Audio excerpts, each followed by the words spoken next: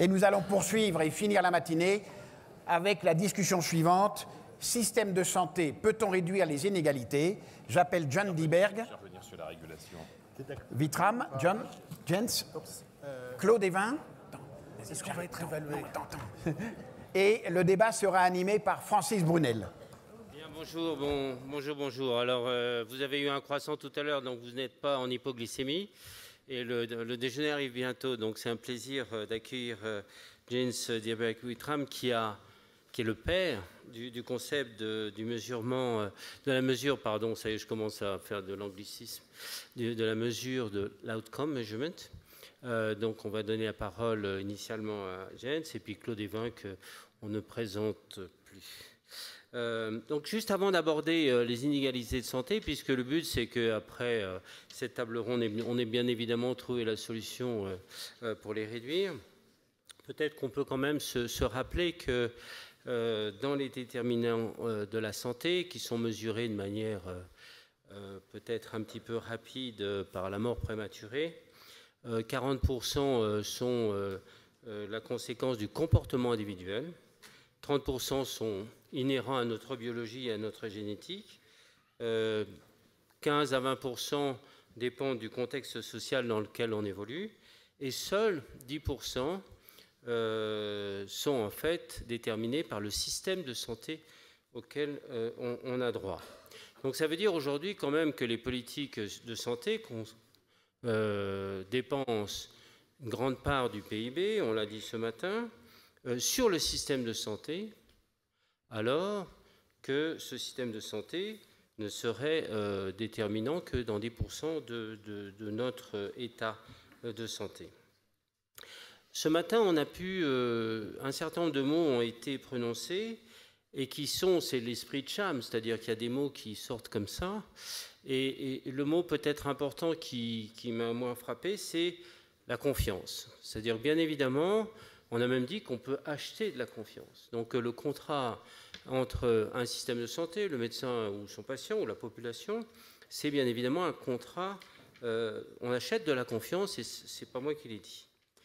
Néanmoins, on voit aussi qu'on a besoin d'évaluer le système d'une manière ou d'une autre, même si on l'évalue après, les moyens de mesurer l'efficacité de ce système restent en débat. Cette capacité à mesurer l'efficience du système est dans toutes les têtes. Et puis je voudrais juste dire un tout petit mot, parce que comme vous savez, je suis neuropédiatre ou neuroradiologue à l'hôpital Necker, juste pour dire que toute mesure qui paraît extrêmement intelligente ou efficace, comme les antibiotiques, c'est pas automatique. Puis il y a des mots comme ça qui font florès, parce que ça rythme bien, c'est un peu rock and roll.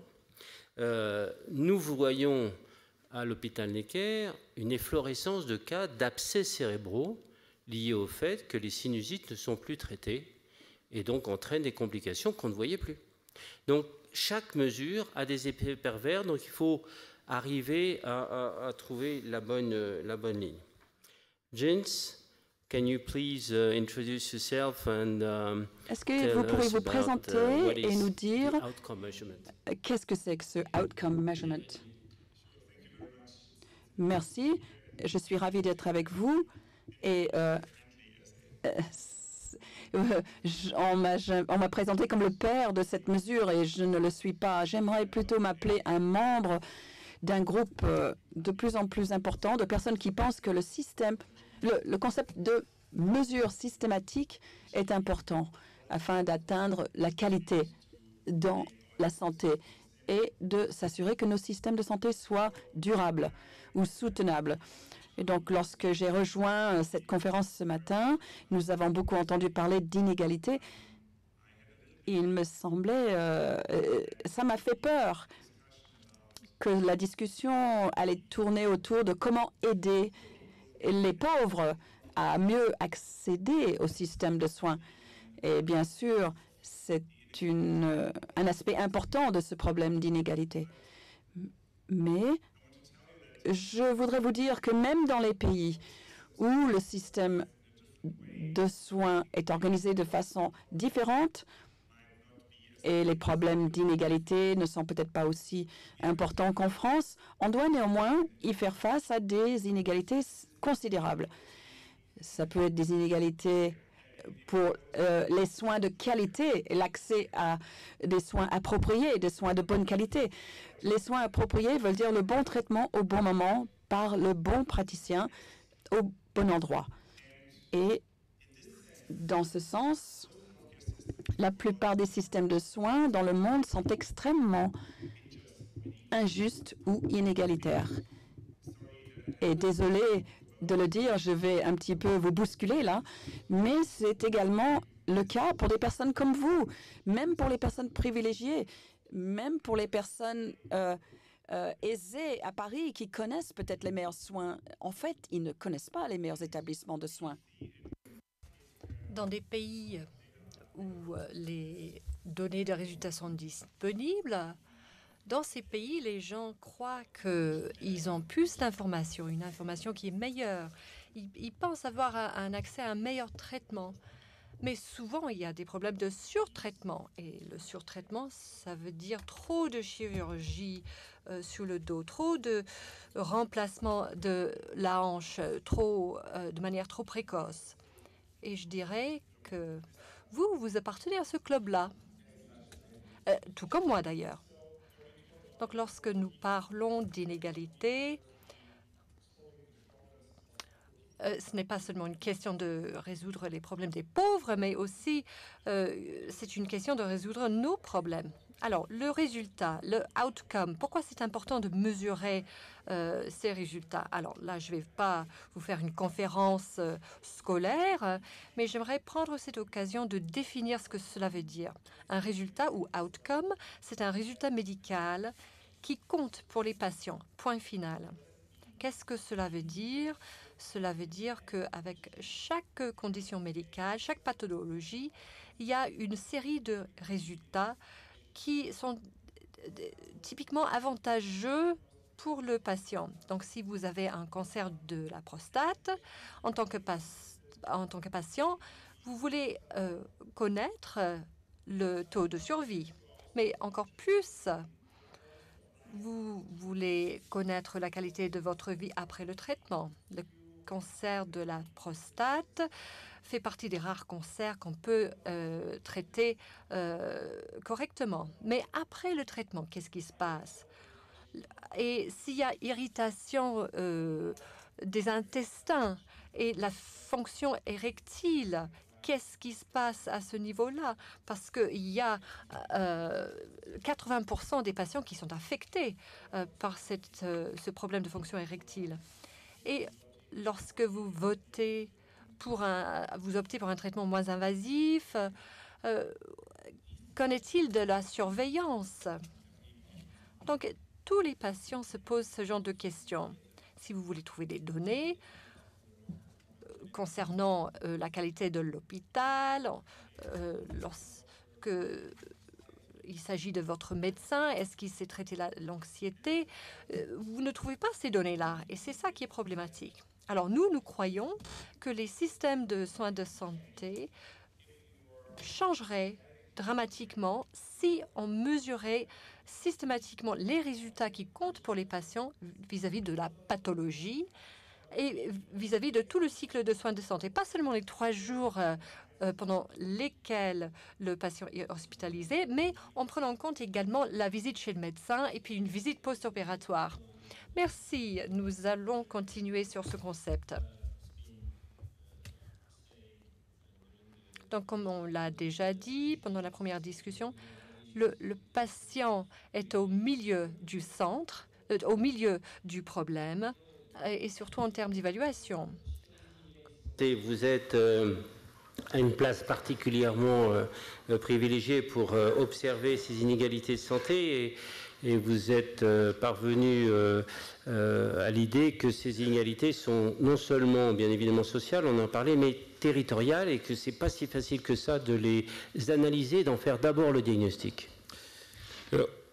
Je crois qu'effectivement, on a un débat depuis ce matin, on a plusieurs débats depuis ce matin et l'intervention qui vient d'être exprimée en est aussi un des aspects. C'est que nous avons à la fois à avoir une réflexion sur les déterminants de santé Et vous l'avez rappelé dans vos propos introductifs, l'organisation du système de soins est naturellement important, mais il n'est pas totalement déterminant sur les inégalités, même si la manière dont on est soigné, l'accès aux soins, la mesure de la qualité, les mesures systématiques qui sont évoquées, qui viennent d'être évoquées, sont aussi à prendre en considération. Je voudrais revenir, mon expérience de directeur général de l'ARS Île-de-France, je voudrais revenir sur quelques-uns des éléments. D'abord, rappeler en effet, et de manière même assez chiffrée, que ces inégalités existent, et notamment les inégalités territoriales. On vit en moyenne 2 ans plus vieux dans les Hauts-de-Seine comparativement à la Seine-Saint-Denis. Et quand on regarde même, non pas seulement des différences entre... C'est le fameux gradient du RER, c'est ça? Alors il y a un gradient du RER, effectivement, que nous avons montré et qui a été publié sur la ligne 12 du RER. Il y a 4 ans de différence d'espérance de vie selon l'endroit où vous vous trouvez, où vous êtes domicilié sur la ligne 12 du RER. Il faut changer à Châtelet, alors. Mais on constate aussi des différences à l'intérieur même des territoires. Les hommes vivent en moyenne 7 ans de plus à Voisins-le-Bretonneux qu'à Trappes. Et pour ceux qui connaissent la géographie des Yvelines, c'est vraiment 2 communes qui sont l'une à côté de l'autre. Donc voilà des éléments que nous devons effectivement prendre en considération. Et c'est vrai que de ce point de vue, la démarche régionale, la démarche des agences régionales de santé, et n'en déplaise à Jean de Kervasdoué, permet, je crois, et c'est d'ailleurs l'objectif qui a été poursuivi en créant ces agences, d'avoir d'une part une démarche qui appréhende l'ensemble de la problématique de santé, et pas seulement la question de l'offre de soins et de l'organisation de l'offre, et qui resitue effectivement l'ensemble de la démarche dans un environnement, et notamment un environnement territorial, et qui permet effectivement d'adapter les différentes politiques. La situation de l'état de santé de la population en Île-de-France n'est pas la même que dans le Limousin, et à l'intérieur même de la région Île-de-France, je viens de l'indiquer, nous connaissons un certain nombre de différences. Alors la question qui nous est effectivement posée, c'est une fois qu'on a parlé de ces inégalités de santé, de réduire les inégalités, comment peut-on passer d'un concept de ce type à l'action publique? On voit bien que la connaissance sur les inégalités de santé ont considérablement progressé, aussi bien dans la recherche, je pense par exemple à la commission Marmotte de l'Organisation mondiale de la santé, et puis on a vu aussi, depuis le début de la matinée, combien les data nous donnaient un certain nombre d'éléments pour construire une politique de santé. Je crois qu'il faudrait quand même qu'on puisse bien se mettre d'accord sur le fait que l'accès à la connaissance ne règle pas toutes les difficultés. On a des difficultés d'ordre technique. Comment est-ce qu'on peut bâtir des chaînons entre ce concept, y compris sur les déterminants sociaux, et l'opérationnel, alors que nous avons des outils de pilotage du système qui sont encore relativement rudimentaires. L'accès au PMSI, l'accès au SNIRAM est naturellement particulièrement déterminant, mais ni le PSI ni le SNIRAM n'ont d'indicateur de position sociale, par exemple, du consommateur de soins. Et puis il y a aussi des difficultés stratégiques. Comment peut-on intégrer le fait que les inégalités de santé sont d'abord d'ordre structurel, on le dit en permanence dans nos tables rondes depuis ce matin, sans tomber dans un certain nombre d'erreurs. Une erreur, par exemple, qui consisterait à se fixer une démarche trop globale, qui verrait les professionnels de santé prétendre régenter l'ensemble du champ social et politique. Une autre erreur, à l'inverse, qui pourrait être d'abdiquer toute volonté de peser sur ces déterminants sociaux et environnementaux, motifs qui sont trop éloignés de notre champ d'action. Et puis aussi de négliger, et on vient de l'évoquer, les inégalités liées au système de santé lui-même, les différences qui peuvent exister, qui, même si elles représentent, comme on l'indiquait, une faible part dans les déterminants des inégalités de santé, restent en effet à prendre en considération. Je voudrais peut-être, et faire exception à l'arrêt qui nous a été donné, passer 2 diapos. Et je voudrais qu'on me passe la diapo sur la prévalence du diabète en Île-de-France. Vous voyez, les taches les plus brunes sont les territoires dans lesquels il y a la prévalence la plus forte. Et la deuxième diapo, elle fait le lien entre, à gauche, ce qu'on appelle l'indice de développement humain. L'indice de développement humain, c'est un indice qui regroupe des éléments sur l'état de santé de la population, le niveau d'éducation et le niveau de revenus. Et les taches rouges, ce sont les territoires dans lesquels l'indice de développement humain est le plus faible, en dessous de la moyenne régionale. Et vous mettez cette carte en corrélation avec la prévalence du diabète et vous avez une juxtaposition des 2 cartes. Et ce genre de démarche et l'accès à l'information qu'on a évoqué depuis ce matin, ces données sont issues des données du SNIRAM, par exemple, permettent effectivement d'adapter une réponse à un besoin territorial. Et l'Agence régionale de santé d'Île-de-France, par exemple, ne conduira pas une politique de réduction des inégalités concernant, par exemple, la question du diabète sur l'ensemble du territoire régional. Mais on va cibler sur ces territoires que nous identifions ici pour pouvoir conduire avec l'ensemble des acteurs au niveau territorial. Et ce matin, Juliane Legrand évoquait la question des collectifs de services, c'est-à-dire comment on mobilise effectivement l'ensemble des acteurs de la collectivité territoriale jusqu'aux professionnels de santé, aux établissements de santé, en passant par les associations de patients, pour pouvoir apporter des réponses qui seront effectivement ciblées en fonction de la connaissance que nous pouvons, y compris ici, identifier. On reparlera de cette nouvelle discipline qui est en train d'émerger, qui s'appelle la géographie de la santé, où en particulier, étant élu maire adjoint à Sceaux, nous avons avec l'Association des maires de France des contacts avec les élus territoriaux, et c'est une problématique qui est en train d'être appréhendée par les élus locaux. Jens, how your expertise in the... Comment votre expertise dans la mesure des résultats, comment peut-elle influencer l'organisation des territoires dans un pays comme le vôtre ou en France?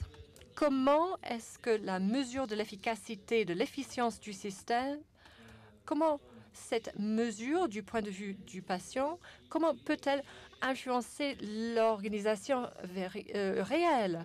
Comment on peut résoudre ces inégalités qui sont très difficiles à analyser? C'est une bonne question. Et puisque vous parlez de la région, vous êtes responsable d'une région. Alors là, je pense à une région qui pourrait... Et là, je pense à une comparaison intéressante. Je parle de la région de Stockholm.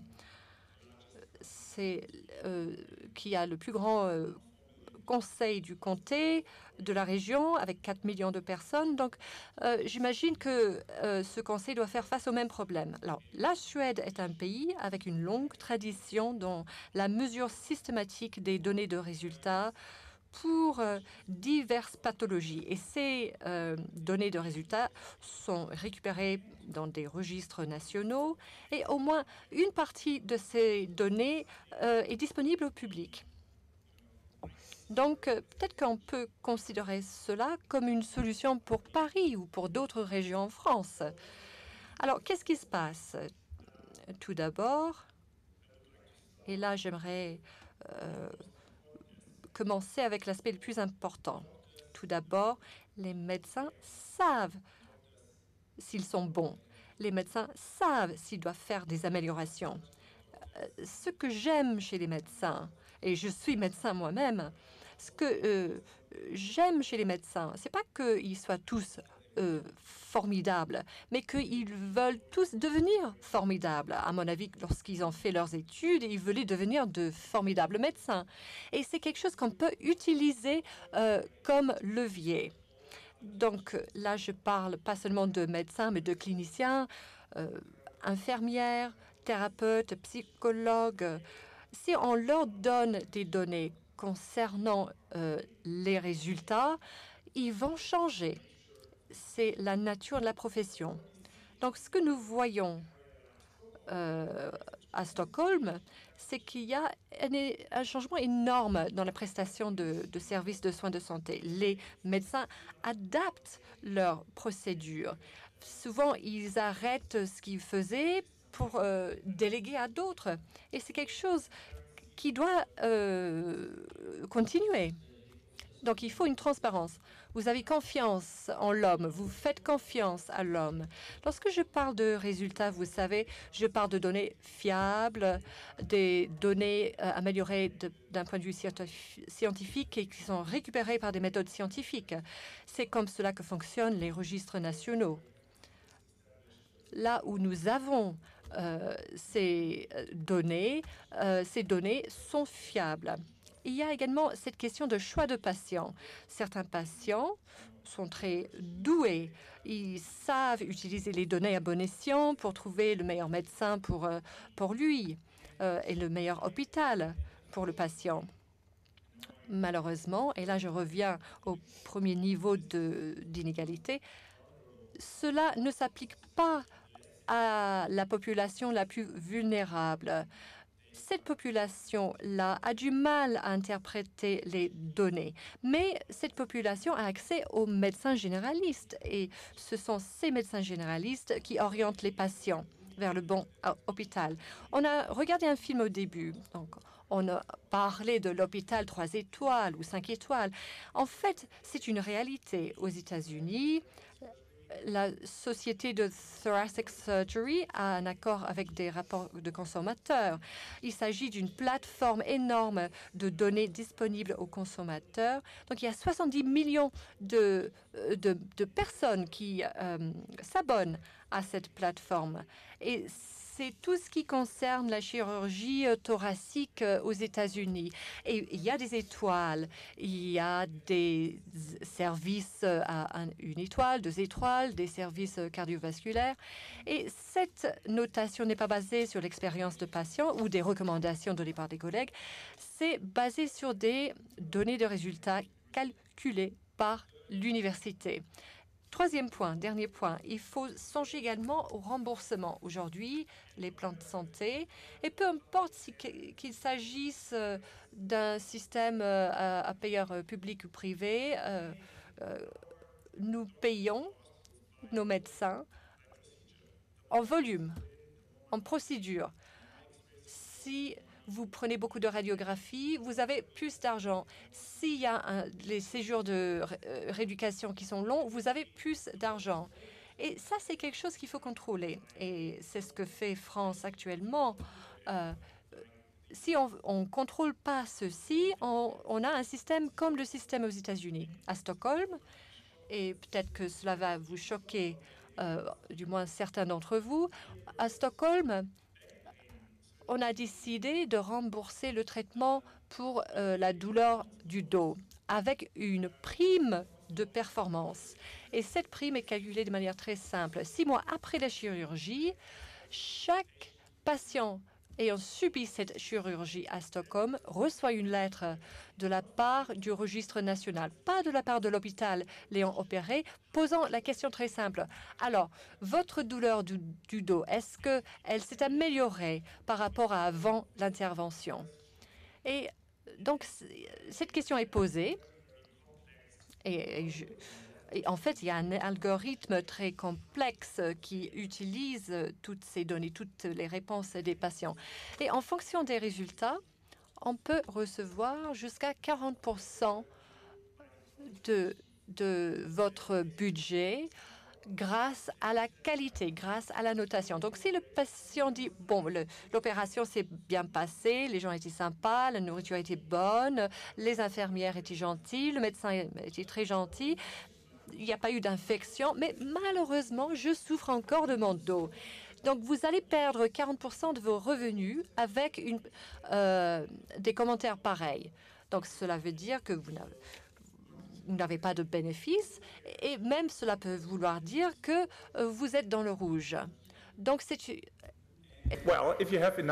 alors, si vous avez assez de patients, vous allez être peut-être plus chanceux, je ne sais pas. Mais c'est la réalité d'aujourd'hui. Et cela a été tellement réussi. Le pilote a démarré en 2009. Donc, ils font pareil maintenant pour 8 autres pathologies, y compris l'AVC, le cancer du sein et le diabète. Merci, Claude. Est-ce qu'on peut... Vous avez montré la cartographie et on évoquait cette nouvelle discipline qui parle de géographie de la santé. Une association à laquelle j'appartiens, Élus Santé Territoire, commence à travailler avec l'Université de Nanterre, enfin travaille déjà depuis très longtemps l'Université de Nanterre. On s'aperçoit de difficultés qu'on n'imaginait pas. On peut, sur par exemple le dépistage du cancer du sein, on s'est aperçu qu'il suffit qu'il y ait une voie ferrée qui sépare un lotissement du cabinet de radiologie pour que le taux de compliance du dépistage du sein chute dramatiquement. Donc il y a des éléments d'organisation du territoire. Peut-être pouvez-vous en dire un mot sur votre réflexion et comment peut-on l'améliorer? Je crois en effet que si on a l'objectif, et chacun depuis ce matin exprime sa préoccupation en la matière, de réduire les inégalités, il faut que l'on puisse avoir des politiques ciblées. Des politiques ciblées sur des populations, avec naturellement la perspective d'apporter une réponse qui permettra à ces populations les plus en difficulté de rentrer dans le droit commun, mais je crois qu'il faut qu'on ait des réponses qui soient adaptées à des populations spécifiques, et par ailleurs que nous puissions avoir des réponses qui soient aussi adaptées à des spécificités territoriales. Ça veut dire qu'il faut effectivement que l'on puisse avoir les moyens, et je crois qu'on commence, même s'il y a des insatisfactions sur l'accès à un certain nombre de bases de données que je ne saurais absolument pas nier. Mais on commence effectivement, j'ai donné quelques éléments tout à l'heure, à grande maille naturellement, à avoir des outils qui nous permettent en effet d'identifier soit la situation épidémiologique, soit les comportements, et vous faites allusion en effet à un travail de l'Université de Nanterre sur une géolocalisation du dépistage du cancer, pour pouvoir conduire des politiques qui soient adaptées à des situations différentes. Je crois que on peut avoir des grands principes, et il faut qu'on garde des grands principes parce qu'ils nous permettent de savoir là où on va, en fonction de quoi on agit. Mais la réponse à la situation sanitaire du pays, et la réponse à des hommes et des femmes, il m'arrive souvent à mes équipes de dire « c'est quoi la réponse qu'on apporte à Madame Durand de Provins ?»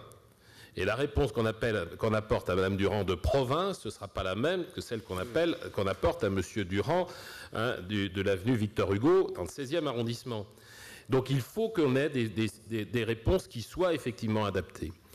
Bon, la difficulté, c'est qu'on est dans un système qui n'est pas organisé pour cela. Parce qu'on a effectivement un système qui reste très cloisonné, à l'intérieur du sanitaire, entre la prévention, l'éducation à la santé, l'offre de soins qui est effectivement organisée différemment selon que vous avez affaire à la médecine libérale ou à une organisation hospitalière. Et encore, dans l'organisation hospitalière, nous connaissons un certain nombre de difficultés. C'est même pas le même pays. La séparation entre le sanitaire et le médico-social, entre l'ensemble du sanitaire et le social, le fait que nous avons, je ne vais pas rentrer parce que nous connaissons tous ici ces cloisonnements, et c'est ça l'enjeu aujourd'hui. Je ne suis pas venu ici pour vendre l'avant-projet de loi que le gouvernement, mais la notion de service territorial, ça veut dire quoi si on s'abstrait de la polémique politique peut-être là-dessus, ça veut dire avoir un diagnostic sur les spécificités d'un territoire, sur les spécificités d'une population. Quels sont les problèmes de cette population? Comment on y répond? Comment on va construire un projet territorial? Comment on va mobiliser l'ensemble des acteurs concernés, pas seulement les professionnels de santé et les établissements de santé, mais les collectivités locales, mais les associations de patients, l'ensemble y compris peut-être les organisations sportives, le mouvement associatif, au-delà même de la représentation des usagers de la santé, autour d'un projet de santé. Voilà, je crois, une démarche qu'il nous faut inventer. Elle ne se mettra pas en place du jour au lendemain, c'est vrai. Et il faut que l'on puisse construire ça à partir de la réalité de notre système. Je crois que les expériences étrangères, celles que vous venez de rappeler, nous sont particulièrement utiles pour nous pousser à la réflexion. Personne ne peut imaginer d'aller copier, y compris dans nos modes de financement, telle ou telle organisation que d'autres pays ont mis en œuvre parce qu'ils ont une histoire, ils ont d'autres institutions. Je crois que l'enjeu aujourd'hui dans notre système de santé française, c'est la construction de cette réponse territoriale, c'est la construction d'une réponse adaptée à une population, qu'on apporte non pas une réponse à l'institution elle-même, qui a naturellement ses contraintes, mais à la population, aux hommes et aux femmes que cette institution prend en charge. Merci beaucoup, Claude. James, your approach is very... Votre approche est très intéressante. Mais en fait,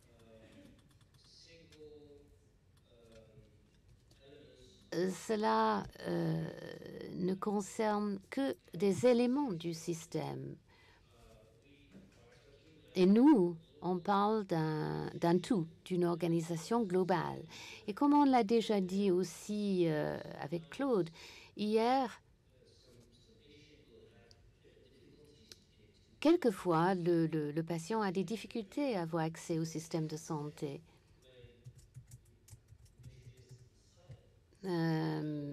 comment est-ce que vous organisez? On ne peut parler de ce qui se passe lorsque le système est dans le patient est dans le système. Comment est-ce que vous vous organisez lorsqu'il s'agit de patients qui n'ont pas accès au système? Eh bien, tout d'abord, c'est très simple. Si vous voulez donner à 60 millions de personnes accès à des soins de santé, il faut que les coûts soient contrôlés. Une des raisons que vous avez cette inégalité à ce point-là dans le pays est due aux mécanismes financiers que vous avez en place, qui finalement se soldent par la décision de ne pas aller voir le médecin. Ce n'est pas que une histoire d'éducation, c'est quelque chose qui est en fait dirigé par le système économique et la crise en France actuelle.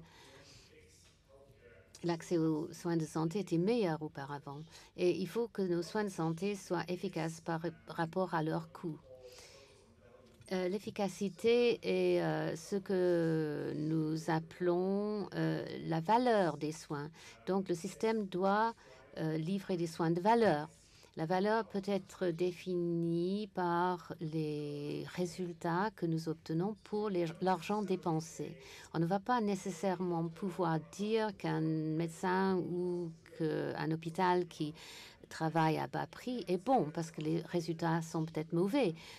Et on ne peut pas dire qu'un hôpital qui a de bons résultats est bon lorsque les coûts sont très, très élevés. Donc, on a besoin de transparence. Quels sont les résultats que nous avons pour une maladie donnée et quels sont les coûts pour ces résultats? Nous croyons, et nous avons des données qui le démontrent, que la plupart des systèmes qui vont dans ce sens coûtent moins. Parce que, en fait, on gaspille dans ce pays, tout comme au Royaume-Uni, en Allemagne, beaucoup d'argent pour réparer des traitements qui ne sont pas nécessaires, pour arranger des choses qui ont été manquées. Et il y a quelques semaines, un article a été publié disant que la France est le numéro 3 lorsqu'il s'agit, pour les pays OCDE, derrière la Pologne, derrière la Belgique et la Grande-Bretagne pour le traitement des embolies pulmonaires. Ce sont vos données à vous. C'est votre réalité à vous. Et il y a beaucoup d'hôpitaux dans ce pays qui produisent des complications, en fait. Et quelqu'un le paye. Il va falloir se débarrasser de tout ça. Et pas simplement pour aider les patients et les familles qui souffrent de ces problèmes, mais également pour économiser de l'argent. Lorsqu'il s'agit d'organiser tout ça, là, c'est un vaste sujet. Mais j'aimerais étendre le concept d'une maladie, le fait de traiter un patient. Ce n'est pas simplement le fait de traiter un patient qui a une maladie coronarienne ou un cancer. Il y a un risque pour le diabète. Et le résultat médical qu'on aimerait atteindre est de éviter qu'ils deviennent aveugles, qu'ils aient de l'insuffisance rénale ou d'autres problèmes liés à ces maladies. Il y a des différences dans le modèle, c'est certain, mais c'est quelque chose qui est connu depuis 40 ans et il y a des médecins qui ne savent même pas quelle est leur performance dans la prise en charge des patients diabétiques qui soignent, parce qu'on n'a jamais élaboré les bonnes mesures. Comment, par exemple, s'occuper d'un groupe de patients non éduqués? Et ça ne nous aide pas. Il faut absolument mettre le patient au centre de notre approche. Les conversations précédentes, la matinée, que la régulation est un élément important. On a cité l'organisation assez remarquable de la prise en charge des accidents aigus cardiovasculaires ou des accidents vasculaires cérébraux. liées à un système assez spécifique à la France, qui est l'organisation du SAMU, et la mise en place aussi par les collèges de spécialité, la cardiologie et le collège de neurovasculaire, une organisation assez spécifique. Est-ce que sur la régulation du SAMU, et vous pouvez peut-être nous dire un petit mot sur la facilité à mettre en place la régulation? Et là, c'est une provocation, puisqu'on a eu un échange en dehors de cette tribune où je racontais une anecdote. Mais avant peut-être de raconter cette anecdote pour conclure, je crois que effectivement, on peut dans un colloque comme celui-ci formuler un certain nombre d'idées assez générales. C'est vrai que nous sommes confrontés à un certain nombre de blocages. Et si on veut faire changer les choses, si on veut répondre à l'objectif que tous nous affichons, je crois qu'il faut partir de la réalité. Et la réalité, c'est qu'en effet, on est dans un système, je le disais tout à l'heure dans mon intervention précédente, on est dans un système qui a son histoire, on est dans un système qui a sa représentation sociale, on est dans un système qui a ses rigidités, et je pense qu'on ne le fera évoluer que si, en effet, on prend en considération ces réalités. Je réagis là un peu en tant que politique aussi d'une certaine manière, et pas seulement comme aux fonctionnaires responsables administratifs. Je pense qu'il faut qu'on tienne compte de cette réalité. C'est dans le dialogue avec chacun des acteurs, dans le cadre des institutions qui sont les nôtres aujourd'hui, qu'on doit voir comment on doit faire évoluer les choses. Personne ne remet en cause la convention médicale. Personne ne met en cause la relation qui s'établit entre les professionnels libéraux et l'assurance maladie. Par contre, je crois qu'il y a des éléments dans la convention médicale qui devront évoluer, que la qualité et que les ROSP, qui ont les rémunérations sur objectifs de santé publique qui ont été cités tout à l'heure, ne répondent pas tout à fait à la problématique de la qualité. C'est autre chose. C'est important, c'est positif de ne pas simplement rémunérer des professionnels libéraux sur les actes et le volume d'actes qu'ils produisent. Et là, il y a une évolution. Ça va peut-être pas assez vite, mais n'empêche qu'il y a des choses qui bougent et comment on peut, partant de cette réalité, aller encore un peu plus loin. Ceci étant, c'est vrai qu'il y a des difficultés. L'anecdote à laquelle Francis me pousse à raconter, mais bon, pardonnez-moi, ce n'est qu'une anecdote, mais ça montre bien. Yves Deprost disait tout à l'heure que la régulation est importante. Et effectivement, nous avons en Île-de-France fait tout un travail depuis maintenant 2 ans pour associer les médecins libéraux et les urgentistes à la régulation médicale pour organiser la permanence de soins, avec un objectif qui est de pouvoir aller vers une démarche qui est, avant de vous déplacer, appelez le 15. On est à la veille de faire une campagne de communication pour diffuser dans l'ensemble du territoire régional des affiches et d'autres supports sur le thème « Avant de vous déplacer, appelez le 15 ». Je n'arrive pas à mobiliser les médecins libéraux et les SAMU pour adhérer totalement à cette démarche sur le sujet suivant. Parce que quand vous appelez le 15, aujourd'hui, on vous dit ici, SAMU, centre 15. Et ça ne plaît pas naturellement aux médecins libéraux qui veulent qu'on puisse dire « Allô, ici, régulation médicale ». Et donc, comme ils n'arrivent pas à se mettre d'accord sur le message que le patient va avoir lorsqu'il va appeler le 15, eh bien, on me dit oui, mais on ne peut pas s'engager dans ce type de campagne, etc. Donc, voilà des exemples de rigidité. Ben, il faut qu'on en tienne compte. C'est vraiment anecdotique et tu m'as provoqué. Là, bon, c'est pas du tout que j'en veuille à l'Union régionale des médecins libéraux d'Île-de-France de me dire on ne peut pas y aller, etc. J'essaye de convaincre, etc. Mais voilà, tous les jours. Donc, on peut se dire ici que voilà ce qu'il faudrait accéder aux données. Ben oui, ben, il y a des règles. Il y a des règles législatives, il y a des règles peut-être même constitutionnelles. Bon, et puis, il faudrait qu'on travaille autrement avec les assureurs. Ok, d'accord. On y va. Pas suffisamment vite, mais je crois quand même qu'on y va. Merci beaucoup, Claude. James, do you want to we have a few seconds left. Il nous reste quelques secondes. Est-ce que vous voudriez dire quelques mots pour conclure? Oui, bien sûr, on a passé une matinée à parler des sources de données qui sont disponibles dans votre pays. Et en fait, vous avez des trésors de données, quelque chose que vous pourrez utiliser. Si l'OCDE peut donner des niveaux d'infection, d'embolie dans votre pays, vous pouvez le faire vous-même. Vous pouvez le faire beaucoup mieux en plus. Vous pouvez le faire sur le niveau des hôpitaux et essayer de changer les choses et obtenir une amélioration. Je ne sais pas si c'est approprié qu'un Allemand dise ça, mais j'aimerais vous inviter à commencer une révolution ici à Paris. Et ça sera la deuxième fois qu'une révolution changera le reste du monde.